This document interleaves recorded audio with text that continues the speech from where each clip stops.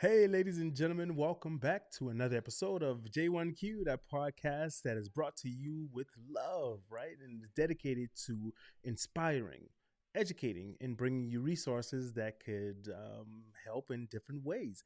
Today's guest, I am absolutely excited to be bringing on for you because we're going to be talking a little bit about mindset, um, ways to work and look at things differently to help you move forward and kind of like self development, right? Sometimes we need those little things and to read a book, and we're going to be bringing those issues up. So matter of fact, I'm gonna stop talking, and we're going to get ready to have him come on in just a second. But before we do that, let's go ahead and get this party started. Welcome to Just One Question with your host, Lion Flood. This podcast is brought to you by The Minority Report, where our goal is to inspire, educate, and empower you with cultural knowledge. We'll also have conversations dealing with social justice, mental health, and the all-around truth. So if you're bold enough to hear the truth, then you're listening to the right podcast. Let's find out what that one question is with your host, Lion Flood. Yes, yes, yes, that's me. Just in case someone was wondering, that's me. So for everyone out there who's listening, maybe you're stuck in traffic, maybe you're going to work, maybe you're sitting at a parking lot right now and about to get out of the car to go to work. Make sure you download this episode so you can listen to it again because the information you're about to get, oh man, it's one of those lifetime things, right? So without any further ado, ladies and gentlemen, let's bring on our guest, Mr. Kevin Eastman. Yes, Kevin, how are you doing today? I am Loving it. great. I appreciate you having me on. It's a pleasure. Thank you so very much. So, most people are going to have the opportunity to read some of the show notes, the bios, to look you up. And I love that. But one thing I always love to do with my guests is to start off by just giving them an opportunity to introduce themselves. That way, when people are listening to you, they can understand a little bit more of where you're coming from versus just words on a screen or in a book when they're reading about it. So, tell the listeners a little bit about yourself, how you got here in this journey, and then we're going to jump into things. Well, for me, it's very simple. I grew up in Oakland, California.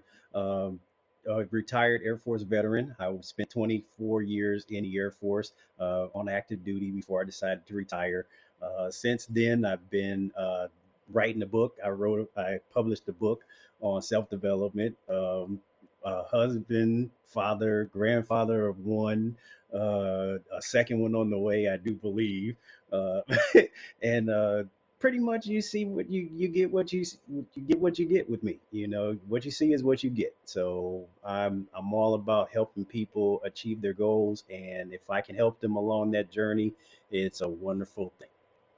So I want to jump right into that then because that is the ultimate thing for me. And I'll give a little backstory for some of the listeners who are just joining us. So when I started this podcast journey, I did not know where I wanted it to go. It was, hey, I just wanted to talk. It was almost therapeutic for me. And since that time frame, I've started to niche it down, narrow down what I wanted to do. And I really love assisting other people to grow and find out their potential. And that's kind of what I think I'm hearing from yourself and some issues that you're trying to resolve or help other people see that they could possibly have. So let's get to a main mindset issue you think most may be dealing with in this time frame. What do you think is going on with some people, and who's the book for primarily? Well, my book, yeah, actually, it was written for almost anybody. I based it off of my own experiences that I've experienced growing up. Life wasn't going the way that I wanted it to go. I had to figure out why, and that was a tough thing to do because I had to face a lot of things about myself I didn't want to face, and being forced to challenge the way I thought about things.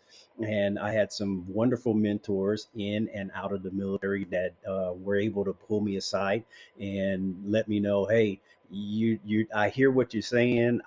I get what you're going through, but you can need to look at things through a different lens. So that's kind of the way I wrote my book. I wrote it not to have somebody open it and feel like they're actually reading a book. I actually want a person to feel like they are having a conversation with me. Obviously, I'm not there reading the book to them in most cases, but they can feel like they are talking to someone that has gone through similar things, similar experiences that they have gone through. And I think that's one of the ways that really resonates with the most people, right? Because sometimes in our mindset, as we come up as young children, we may see that if someone's lecturing us, we kind of automatically put up a wall and we shut down a little bit, right? And so I love that um, that fact that you shifted it into what you said. Hey, I just want you to have a conversation with me. Now that their mindset is changing, that I might be more open to receiving some of that information. And I think that is such a major part in what can help people start to change their ways. But the one thing you said to everyone just a second ago, and I will 150% back this, as you said, you had mentors and people who helped. I believe that is such an important thing because in life we don't know what we don't know, right? We don't know how to do things, but if we can sit back and listen to someone that says, hey, I was there, I made that mistake. You don't touch that stove, right? It's hot in a way, right? So do you feel Exactly. I had that? that person. I had that person do that. I had that person do that with me. They had the person that pulled me by the shirt collar and said, "Hey, back up a second. Let's look at this for a minute. What are you doing? And it forced me to actually look at how I was doing things. Fortunately, I didn't have anything that was very detrimental to me, and I didn't Yeah. have to jeopardize my safety or anything like that. But I could, looking back on a few of the things that I did, it could have been handled a lot differently. Right. And but I think that's for anything in life. We always look back and say, "Man, I should have probably invested in Apple or something back then." Right? We always can look back and say that. And I love the fact that within that, right, within this mentor, someone to grab you by the collar, it still comes down to the person absolutely listening, because someone can give us the information, but if we don't take it and say, "Wow," and for the listeners, I always say this: if you're getting information from like the book here and everything, you don't always have to use everything, right? You could take bits and pieces if it fits within your world, it fits within your family structure, right? Just be open minded enough to sit back and say, I need to do this, right? So, this self development thing, what is the core of that? Because everyone wants to change. Oh, no, I won't say everyone, but most people want to change in some form of fashion and grow and get better. Where do they start? Where does a 22-year-old young man or lady start who says, just sitting in their car right now saying, I'm about to get out to go to work. I want to improve my situation. What, maybe are the resources? Where do they kind of go for that? Oh, absolutely. And that's one of the things that I did with my book. There was a lot of thought that went into the process of publishing it, the layout of the book, and what have you. The first thing that you have to do is establish a foundation, and then you can start building from there. I look at self-development like building a house. You have to have a foundation in order for the house to stand. If you don't have that solid foundation, no matter how immaculate the house looks, one shift in the ground or an earthquake or whatever, or a big strong wind, then the house is going to collapse. So you have to keep that in mind. And that's how I wrote the book. I actually wrote it to be a stepping stone from one chapter to the next. What I did with the first chapter is I introduced myself to the reader as a person that has faced adversity in the past and gotten over it. And then the second chapter starts with establishing that foundation. What don't I like about my life? What do I like about my life? What is it that I am trying to change? And then you can start building from there, and step by step, and then pretty soon you have a solid foundation and a sound structure a lot, and Yeah. you can keep it moving. Yeah, and I think you, oh man, you said something just now that I think for most people is probably one of the absolute hardest things to do. And I was talking to um, uh, an associate, someone who was on a podcast prior, and they said this term, and ever since then I've been using it. Right, the hardest thing I think some people to do is to look themselves in the dirty mirror and be real with themselves. To look themselves. I'm laughing because I'm looking through my book, and I'm gonna share something with us, an excerpt from it. Okay. It I can, it's funny that you mentioned that because the thing I said in the first chapter is one of the hardest things I've had to do was sit back and listen to someone tell me about myself, and then have to reluctantly agree that they were on point. Oh, So it's almost along that same lines of looking at ourselves through a dirty mirror, yeah, because I had to sit back and just let a person tell me how they saw me, not how I yeah, wanted them to see me, how they saw me. And when I heard what they said and I didn't like it, I had to sit there and take it because it was like, well, they see what they see. yeah. It doesn't matter what I meant for them to see. They Right. see things the way they see them, and I have to accept that. And one of the things I wrote in the book is if you have to, if you want further confirmation of who you are, get somebody you trust and ask them to describe you as they see you. And if you ask that question, you have to be prepared for whatever answer, because if you don't agree with them, if you don't like what you hear, it's going to make it tough to accept and even tougher to agree with. But whether you like it or not, whether it makes you uncomfortable or not, is irrelevant. What really matters is can you accept what they say and make adjustments if what they're saying is accurate? Yes, yes, yes. And I'm gonna kind of piggyback on that because I've done that. But I'm gonna say a little small different way of what one of my coaches told me to do it, right? Because sometimes if you do it that way, you ask that friend, they can sometimes the friends will hold back because they're like, yeah, but that might make us feel a little awkward if I say the truth or say, what I really think. So what our coach told us to do is do an anonymous survey type of thing where we made a Google survey and sent it out to all our closest friends, and they could just write what they wrote without us knowing who wrote it. So now they had the anonymity and they felt like, okay, whew, I could really, let them know. And they understand it's to try to help you improve. So, hopefully they don't go too deep on you.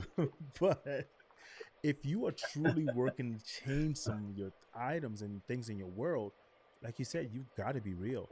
And I love the fact that you said you opened up in the first chapter about some of the things that you had to deal with, because sometimes people could try to come off so like, no, I didn't do anything wrong, or that you can lose someone to say, I'm looking for someone Exactly. real. I'm looking for someone who's going to really talk to me. And that had to be inspirational for you. Where did that come from? Well, that element was very important to me in the Yeah. book because somebody had to take time to help me, and they had to reach me where I was. They couldn't just say, well, had their head stuck up and their nose in the air, and you need to do it this way, that type of thing. So I had to have somebody sit down and go, look, I understand where you're coming from. And I mentioned my mentor, one of my most fantastic mentors that I had in the Air Force. He's the one that almost literally changed. He had the most impact on my life. He sat me down and he asked me two questions. And he did two things. Number one, he pissed me off. But number two, and more importantly, he got my attention. He asked me, why do you insist on shortchanging yourself? And I didn't think I was shortchanging myself. So I got offended by what he asked. And then what he asked is the follow-up question was, he said, I hear you mentioning and blaming everybody for your misfortune. Have you ever looked in the mirror? and I was stuck. I had no answer for that. And he said, we're going to pick this conversation up in 48 hours. What I want you to do is I want you to go home and think about the scenarios you don't like about your life. Then I want you to think about your role in that scenario. It may not have been the determining factor or the determining role, but it was a role nonetheless. And something you could have done differently that you had control of may have affected the outcome of that situation you're not satisfied with. And that forced me to go home to start thinking about the way I looked at things. It is like, man, those moments we can look back on them, because when you were saying that, first thing that came to my mind was that moment for me that helped me kind of shift it and guide myself and my mindset.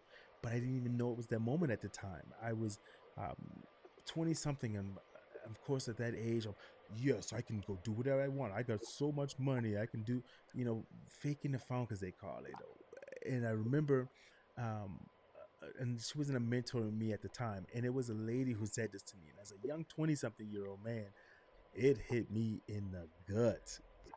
She's like, okay, then go in Yes. there and buy that shirt. No, no, I don't need to go buy that shirt right. She's like, no, no, you say you've got all this. Go buy it. No, no. And it was like she told me, she said, then shut up then. Either do it and be real about. I was like, whoa. And it sent me down another track. I was like, okay, I need to really be able to put my money where my mouth is. But then I started learning, and I love that self development and working to change. And there's people out here who are listening right now, and they're probably saying, yeah, but you two, y'all are in this situation and you got it good. And everyone doesn't always have it good. Sometimes people are sitting in these chairs like we are, and they have, like you said, yours wasn't as detrimental, but someone else probably was. Here's something that some of my listeners know about me, not all of them, and I share this openly. I'm as transparent as I can be because I feel like that has helped me grow. There was a point when I first got out of the service in the Air Force because I was like, okay, I'm done with this. There was about 2 year period before I re-enlisted, and then I went into the Marine Corps, that I could not adjust to civilian life. I was so used to being structured and having things. I almost was like, wait, I have to choose my own clothes of what to wear to. The uniform was simple, right? And for about 2 years, I became Absolutely. homeless. I literally was one of the people on the streets and sleeping under bridges and in bathroom stalls and everything. And then something snapped in me, and I was like, yeah, let me get back in the service because it was what I knew. And then from that point, I went on to retire, but I had to change my mindset. So, someone now is going to go pick up your book. First, I don't think we mentioned it. What is the name of the book? Where can people find it? Let people know that first to start off, and don't give them everything because we want them to get it. But what does your book encompass? Okay, well, the title of the book is it's "Don't Gamble on Life Improvement Until You Shift the Odds." And the I don't know if anybody can see me or not, but I'm holding up a copy of the book. The front cover of it has a big old pair of dice on it, and a lot of people are nervous when they see word gamble and they see dice on the cover. They think that it has to do with gambling. It has nothing to do with gambling. The title is a complete metaphor for a message that I had to learn the hard way. Don't try to change your life until you first change your thinking. And that's what the title of the book is. So where can you get it? You can get it at Amazon. You can get it on Barnes and Noble. For the people in Canada, you can get it on Kobo, Apple Books. You can go to my website and get it. Actually, there is a direct link that you can get it from me. If you want a signed copy, I have a few in my at home with me. I can mail one to you. That would be no problem either. But I think a lot of people would benefit from reading it because they will find out that they are reading a book written by a real person that has experienced about 95% of what they're going to read in this book. And there are topics that everybody can relate to. You know, there are things like the comfort zone. I always say, well, we get so comfortable in our comfort zone. And one of my favorite sayings is the comfort zone is a beautiful place. The only problem is nothing ever grows there. So growth takes place outside of your comfort zone. And what I try to do is push the boundaries of that comfort zone with this book to get people to try to step outside of that comfort zone and then achieve that personal development or personal growth. Think we can really work on, because when we talk about gambling or changing the odds, right? It's one of those things where we have been in our generational mindset for so long. And I equate that to kind of going back to when my parents taught me what they knew. Their parents taught them how finances worked and so forth. But there wasn't a different way back then. So we have to be ready. We have to be open to changing and working on that. And while you were talking, just for an example, I just tried this, and I'm going to cross my fingers because this is the first time I've done this on my system. So most people who are watching this on a video will be able to see uh, the book cover. And while you were doing that, I just went and adjusted something. And let's see if I can bring this up to put you side by side. There it is. So now on the screen, we have you next to the cover of your book for the viewers.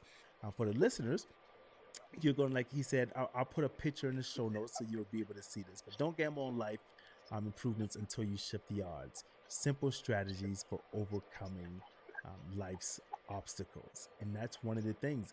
We need sometimes simple strategies. We need someone to tell us a step one, step two, step three, right? Because we don't get a manual in life. We don't get something that tells us, here's how you should do in life. And then people think success is one way up. No, it's that roller coaster. Okay. What final words would you like to impart on the listeners right now? Maybe there's someone right now who's sitting in their vehicle that's about to step out to go into their office, but they're waiting these last few minutes because they wanted to hear this podcast and this episode, and they're listening to Kevin Eastman talking. What are you going to tell them just to push them a little bit further? I would tell them that if you are thinking about something in your life that you are unsatisfied with, make the change. I always say to people when I talk to them, there are only two things that stop a person from going towards progress. Number one, fear, and number two is ego. So fear and pride, basically. Either you're afraid of what you are going to have to do in order to make that change, or you feel you don't have to do what is necessary to make the change. Either way, you're staying in the same place. And as long as you are, is the way I look at it, as long as you are moving, you're not where you were. So just if even if it's one step, I always tell people this: if you look at it, the comfort zone is your shield. That's where you're comfortable at, and stepping outside of that comfort zone can be a terrifying experience until you put things in perspective. That step, that journey outside of your comfort zone is only a one step journey, and that's all it takes. You don't have to go very far to do things differently.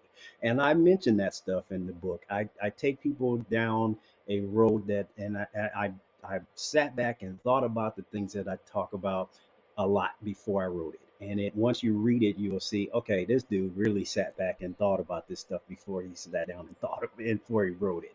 So Yeah. that's what I would say. You have to start someplace, and you have to keep your mind open because you might not like what you find out that you have to do. But in order Mm-hmm. to do something different, you have to think differently.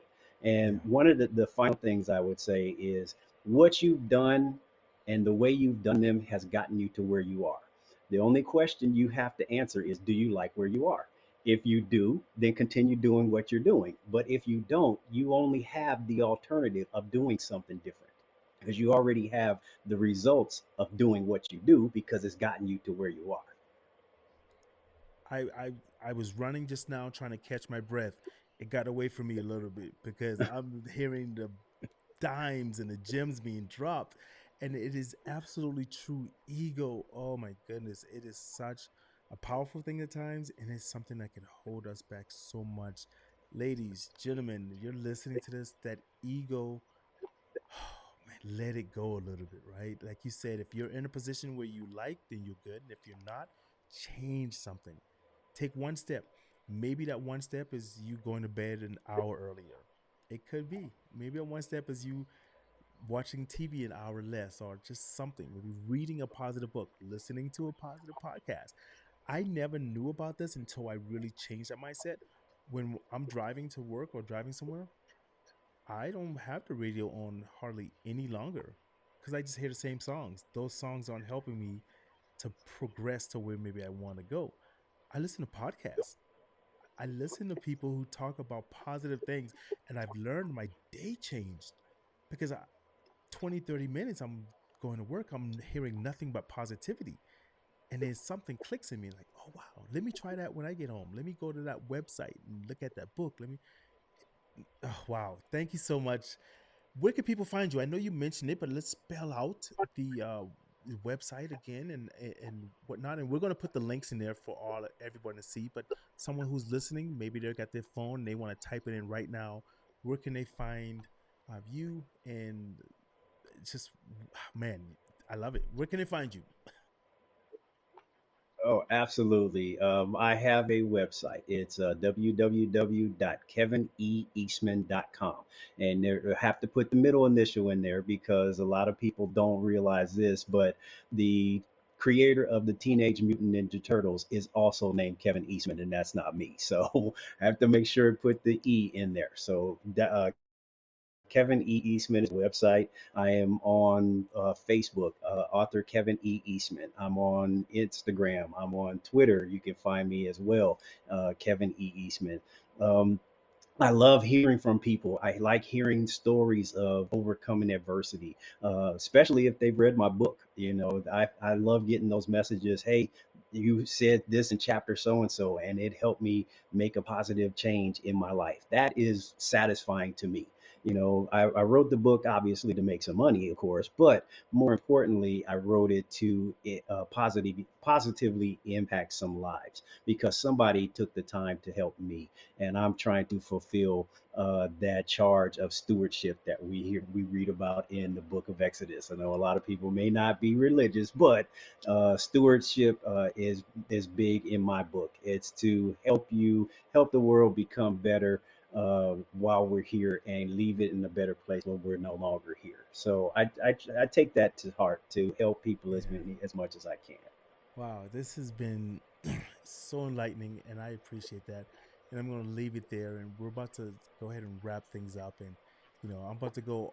Let me see. Hold on. Oh, let me take it back. Let me take it back. Off we go into the yard, blue yonder, fly high to the sky. I had to go to You the know, it's memory funny you banks. remember that. That's good. I had to go to the memory banks for that one, man. So, okay, so let me wrap things up. Hold on for 1 second for me, Kevin. I'm gonna go ahead and finish things up here and get these bills paid with these sponsorships, and I'm gonna be right back with you. Okay, so don't leave me. All right, Absolutely. 1 second. Ladies and gentlemen, thank you all for tuning into another episode of Just One Question. Do me a favor, don't let my singing scare you away. Please keep coming back, right? Rate, subscribe, tell your friends about this. Give us 5-star review. Those reviews help us reach so many more people because there's some person out there who could benefit from hearing some of these resources and everything like that. So thank you again. And as I always say, keep living while you are alive. Welcome to Just One Question with your host, Lion Flood. This podcast is Oh, brought to you no. by the Hold on. That was the opposite one. I was supposed to do this one. See, everyone knows I'm transparent. I was put the wrong button. Thank you for being here. Keep living while you're alive. Thank you for listening to Just One Question. I know you enjoy the show because you made it this far. If you want to hear more, subscribe, share, and don't forget to give us a 5-star review. Now, what's your one question?